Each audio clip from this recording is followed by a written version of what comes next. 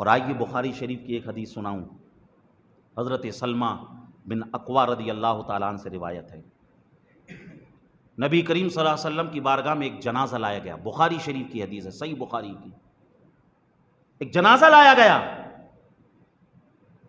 حضور نے جنازہ پڑھانے سے پہلے فرمایا حل علیہ من دین، کیا اس میت کے اوپر کسی کا قرضہ تو نہیں تھا؟ اس میت پر کسی کا قرضہ تو نہیں تھا؟ قالوا لا، صحابہ نے کہا یا رسول اللہ اس پر کسی کا قرضہ نہیں تھا، فصلی علیہ، تو حضور صلی اللہ علیہ وسلم نے اس کی جنازے کی نماز پڑھا دی، ثم اوتی بجنازۃ اخری،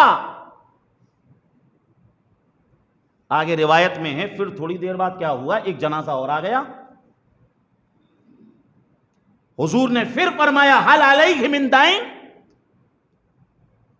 اس پر کسی کا قرضہ تو نہیں تھا، یہ جو میت ہے اس پر کسی کا قرضہ تو نہیں تھا؟ صحابہ نے عرض کیا ہاں یا رسول اللہ اس پر قرضہ تھا، اس پر قرضہ تھا، تو حضور کیا فرماتے ہیں صلو علی صاحبکم، صحابہ پھر ایسا کرو تم ہی پڑھ لو اس کی جنازے کی نماز، میں ایسے شخص کی جنازے کی نماز نہیں پڑھاؤں گا جو دنیا سے اس حال میں گیا ہے کہ وہ کسی کا قرضدار ہے، کسی کا اس کو دینا ہے، میں نہیں پڑھاؤں گا اس کی نماز۔ آپ سوچئے کہ جس پر قرضہ ہو حضور نے اس کی جنازے کی نماز نہ پڑھائی۔ حضرت ابو قتادہ نے کہا یا رسول اللہ علی دینہ، میں اس کے قرضے کا ذمہ دار ہوں،